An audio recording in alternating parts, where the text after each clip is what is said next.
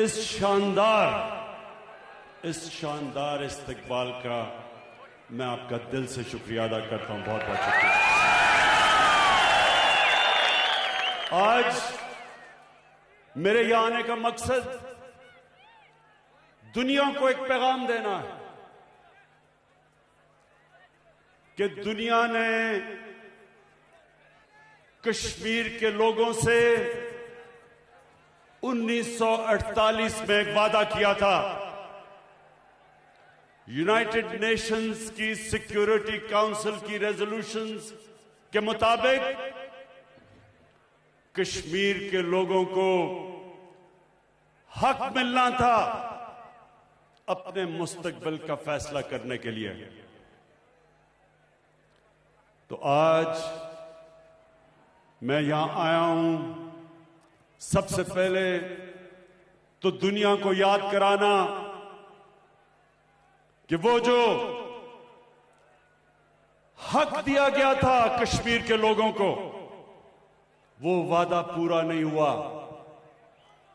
जबकि यही United Nations की सिक्योरिटी काउंसिल ने ईस्ट तिमोर, इंडोनेशिया, एक मुसलमान मुल्क का एक जजीरा था, वहां क्रिश्चियन ज्यादा थे, उनको वही हक ईस्ट तिमोर को दिया गया और वो बड़ी जल्दी पूरा किया गया। रेफरेंडम करवाया गया और उनको आजाद कर दिया। तो मैं आज यूनाइटेड नेशंस को याद कराना चाहता हूं। मैंने यूनाइटेड नेशंस की जनरल असेंबली में भी याद कराया, आज भी करा रहा हूं और हमेशा याद कराऊंगा कि आपने अपना हक पूरा नहीं किया। आपने जो वादा था वो पूरा नहीं किया। और दूसरी चीज, मैं कश्मीर के लोगों को यह कहना चाहता हूं कि इंशाअल्लाह जब ये आपको आपका हक मिलेगा, कश्मीर के लोगों को मकबूजा कश्मीर और आजाद कश्मीर, कि जब आप अपनी मुस्तकबिल का फैसला करेंगे और कश्मीर के लोग इंशाअल्लाह जब पाकिस्तान के हक में फैसला करेंगे, मैं ये भी आज कहना चाहता हूं कि उसके बाद पाकिस्तान कश्मीर के लोगों को वो हक देगा, उनको वो राइट देगा कि आप आजाद रहना चाहते हैं या आप पाकिस्तान का हिस्सा बनना चाहते हैं। ये आपका हक होगा। मैं आज दूसरी वजह से यहां इसलिए आया हूं कि मैं मकबूजा कश्मीर के लोगों को एक पैगाम देना चाहता हूं।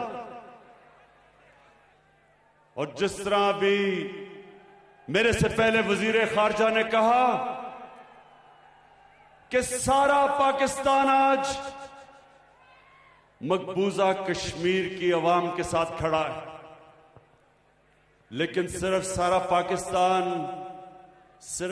पाकिस्तान ही नहीं आपके साथ खड़ा, मुसलमान दुनिया आपके साथ खड़ी है।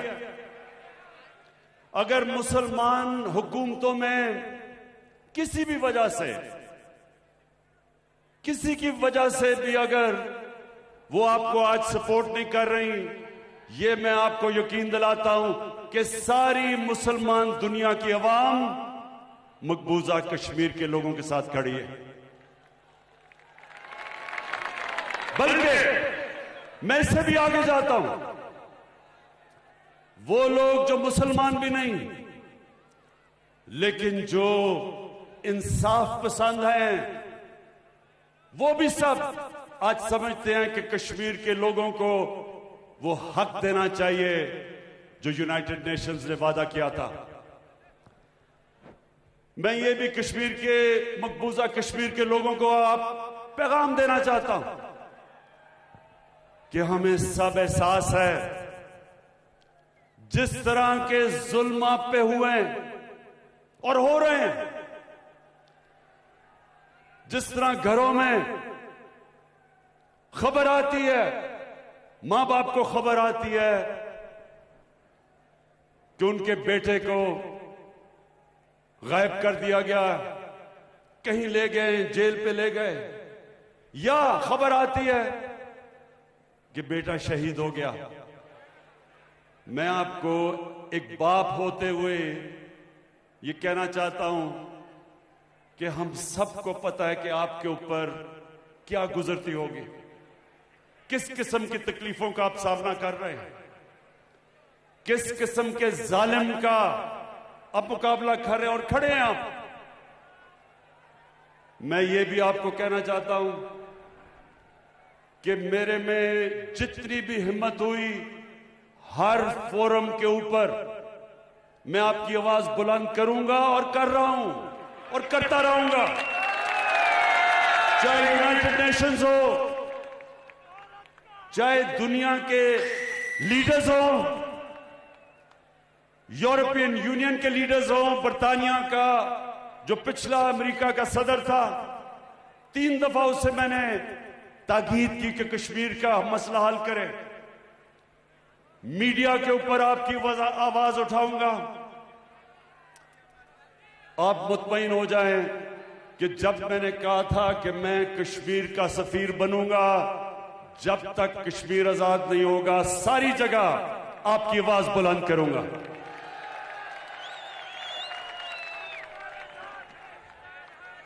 मेरे कोटली के शहरियों, मैं अब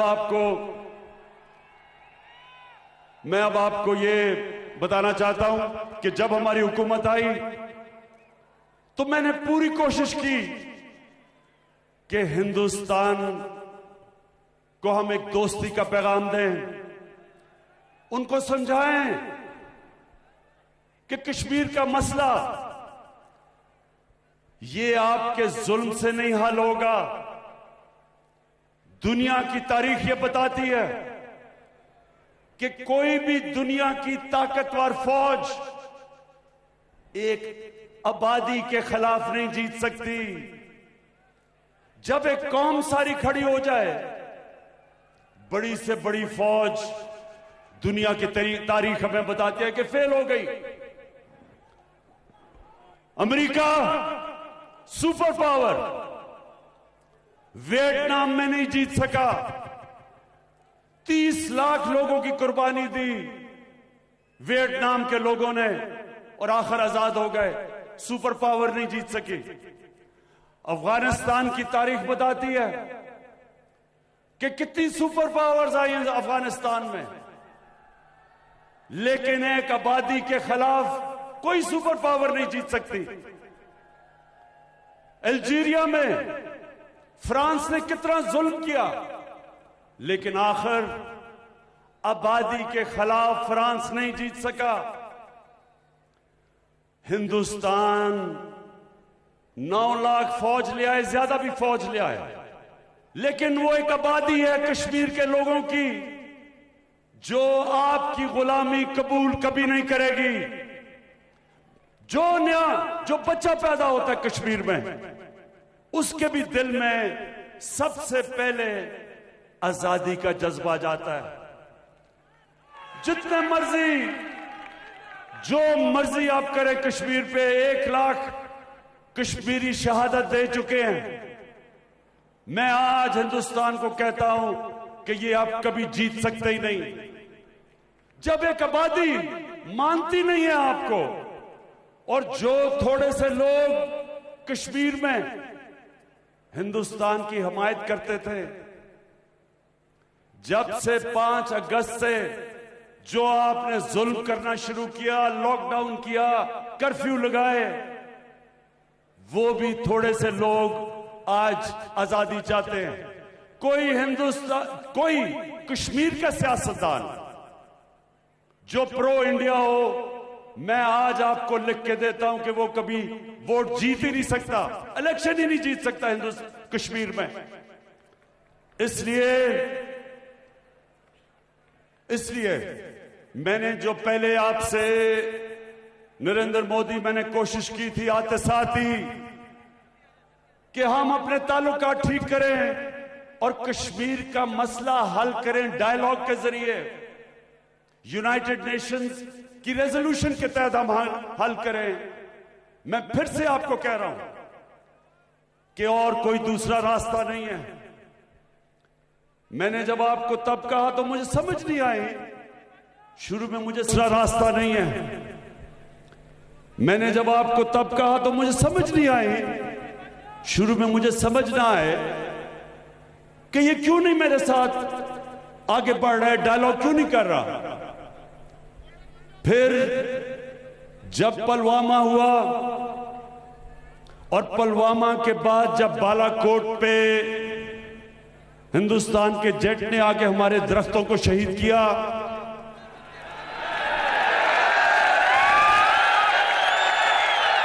आपको पता है मुझे दरख्तों से खास लगा हुआ है, तो बड़ी मुझे तकलीफ हुई कि हमारे उन्होंने दरख्त शहीद कर दिए। लेकिन तभी मुझे पता चल गया कि ये अमन नहीं चाहते, ये दोस्ती नहीं चाहते, बल्कि वो पुलवामा को इस्तेमाल कर रहे थे और बालाकोट को इलेक्शन जीतने के लिए। और वो जो इनके एक सहाफी गोस्वामी, उसकी जो मंजर आम में आया, पता चला कि पहले से प्लान किया हुआ था कि उन्होंने हमला करना चाहे। और मैं कहता गया कि हमारा पुलवामा से कुछ नहीं था, पाकिस्तान पुलवामा के पीछे नहीं था, लेकिन पहले से प्लान किया था कि बमबारी करेंगे, उसको इस्तेमाल करेंगे इलेक्शन जीतने के लिए। फिर मंजर आम में क्या आया, यूरोपियन यूनियन की डिसइंफॉर्मेशन लैब, पता चला कि 600 इन्होंने फेक साइट्स बनाई हुई थी, फेक अकाउंट्स की, जिसमें से प्रोपेगेंडा चल रहा था पाकिस्तान की फौज के खिलाफ और इमरान खान के खिलाफ। तो हम दोस्ती कर रहे थे, आप जड़ें काट रहे थे हमारी।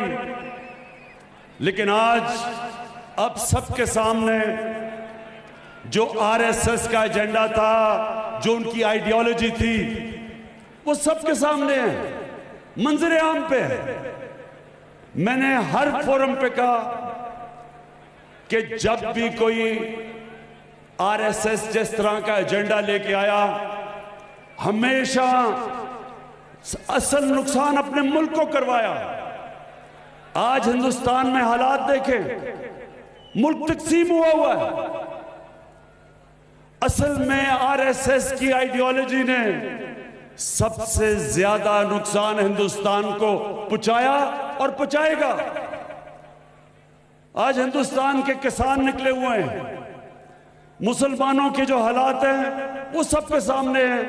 जो उन्होंने 2 सिटीजनशिप की लेजिस्लेशन लेके आए, मुसलमान अलहदा तंग, किसान अलहदा तंग, जो अकलियतियां हिंदुस्तान की वो सब डरी हुई हैं, क्योंकि इस तरह की आइडियोलॉजी थोड़ी देर के लिए तो फायदा पहुंचा देती है, इलेक्शन भी जिता देती है, लेकिन उसके बाद माशरे का सबसे ज्यादा नुकसान इस तरह की फैशिस्ट आइडियोलॉजी करती है। हमारे नबी सल्लल्लाहु अलैहि वसल्लम रहमतुल आलमीन थे, इंसानों के लिए रहमत बन के आए थे, रहमतुल मुस्लिमीन नहीं थे। सब इंसानों के लिए रहमत बन के आए थे। उन्होंने सब इंसानों को इकट्ठा किया, तकसीम नहीं किया। दुनिया की तारीख का सबसे बड़ा लीडर, ना कभी कोई माजी में आया और ना कोई आ सकता है। तो हमें अल्लाह ने कहा उनकी सुन्नत पे चलो, जो भी उनकी सुन्नत पे चलता है वो होता है लीडर। कायदे आजम, जब कायदे आजम ने सियासत शुरू की तो हिंदू मुस्लिम एम्बेसडर कहलाए जाते थे। इंसानों को इकट्ठा करने वाले लीडर कि मिलकर आजादी की जंग लड़े। जो नेल्सन मंडेला, जो सारा साउथ अफ्रीका उसको क्यों मानता है? उसने इंसानों को इकट्ठा किया, तकसीम नहीं किया। एक तकसीम हुए माशरे को जोड़ा। तो नरेंद्र मोदी, मेरा सबसे बड़ा पैगाम आपको ये कि आप जो हिंदुस्तान को तकसीम करके, ये हिंदुत्व की जो आइडियोलॉजी है, ये आपको इलेक्शन तो जिता देगी, ये हिंदुस्तान की तबाही, ये तबाही की आप बुनियाद रख रहे हैं। तो आज मैं फिर से आपको कहता हूं कि कश्मीर का मसला हमारे साथ मिलकर हल करें। और उसके लिए सबसे पहले जो आपने 5 अगस्त को ये कदम उठाया था 370 आर्टिकल खत्म करने का, उसको रिस्टोर करें और फिर हमारे से बात करें और यूनाइटेड नेशंस की रेजोल्यूशन के तहत कश्मीरियों को वो हक दें जो दुनिया की कम्युनिटी ने, वर्ल्ड कम्युनिटी ने जो हक दिया था वो दें। हम तैयार हैं आपसे फिर से बात करने के लिए। लेकिन फिर से मैं कहता हूं, इसको कभी ये ना समझें जो मुझे लगता है पिछली बारी आपने समझा था कि हम कोई कमजोरी के आलम में आपसे दोस्ती करना चाहते हैं। ये मुल्क पाकिस्तान, ये मुल्क उन लोगों का है जो ला इलाहा इल्लल्लाह के कलमे के ऊपर मुल्क बना था। अल्लाह के सिवा किसी के सामने ये झुकने वाले लोग नहीं हैं। ये किसी से ना कभी किसी का खौफ है ना हो सकता है। जो एक अल्लाह की गुलामी करता है वो कभी किसी और की गुलामी नहीं कर सकता। इसलिए कभी ये ना समझना कि जब हम कहते हैं हम आपसे दोस्ती करेंगे कि हमें किसी किस्म का खौफ या डर है। हम चाहते हैं कि कश्मीर के लोगों को उनका हक मिले। हम चाहते हैं ये जुल्म खत्म हो। हम चाहते हैं कश्मीरी भी अपनी जिंदगी का खुद फैसला करे। ये इनका ह्यूमन राइट है, ये इनका डेमोक्रेटिक राइट है। और इंशाअल्लाह इस राइट के लिए सारा पाकिस्तान कश्मीर के लोगों के साथ खड़ा है।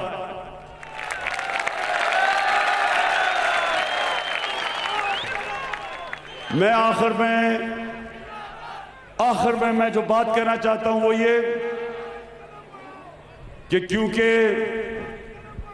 मैं अपने नबी सल्लल्लाहु अलैहि वसल्लम की सुन्नत पर चलने वाला हूं, मेरी भी पूरी कोशिश है कि मैं सारे अपने पाकिस्तानियों को इकट्ठा करूं, यूनाइट करूं, अपने सारे सूबों को इकट्ठा करूं, जो हमारे इलाके पीछे रह गए हैं उनकी मदद करूं।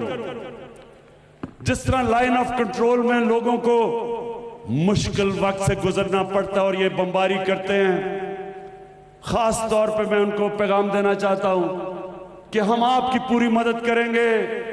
आपके लिए मैंने पूरा पैकेज तैयार किया हुआ है कि वहां ये जो बमबारी की वजह से डिसलोकेशन है, इंशाल्लाह आपके साथ हम खड़े रहेंगे।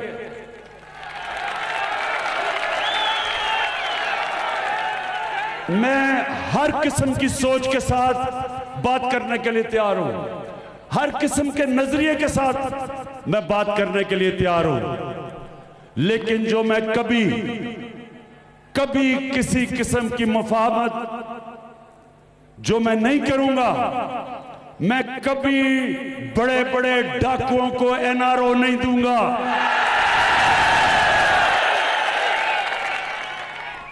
हमारे नबी सल्लल्लाहु अलैहि वसल्लम, उनसे किसी ने पूछा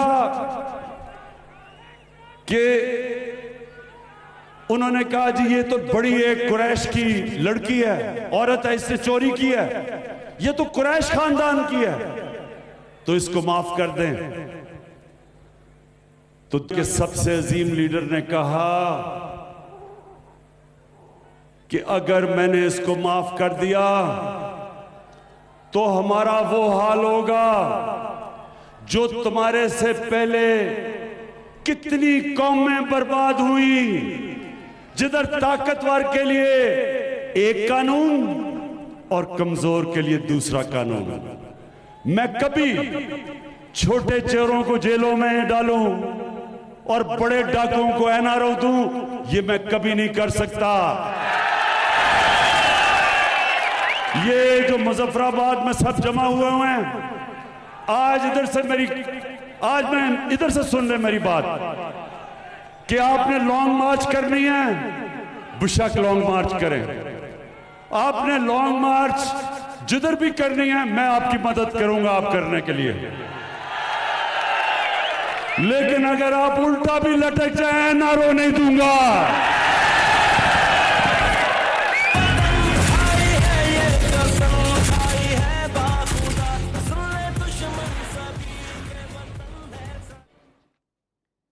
वज़ीर-ए-आज़म इमरान खान कोटली आज़ाद कश्मीर में जलसे से खिताब कर रहे थे। उनका ये कहना था कि सलामती काउंसिल को याद करवा रहा हूं कि आपने अपना वादा पूरा नहीं किया। सारी मुस्लिम दुनिया कश्मीरियों के साथ खड़ी है। इसके साथ ही न्यूज़ स्टूडियो से फिल वक्त इतना ही। मजीद बाखबर रहने के लिए आप देखते रहिए हम न्यूज़। प्रीमियम बंडल से लाइफ सुपर बनाओ। स्टॉप। पहले सब जर्म्स सैनिटाइज। मामा, पर इनका क्या? हाँ मैडम, इन दागों में छुपे हुए जर्म्स का क्या करोगी? वो सब राइट कर देगा। राइट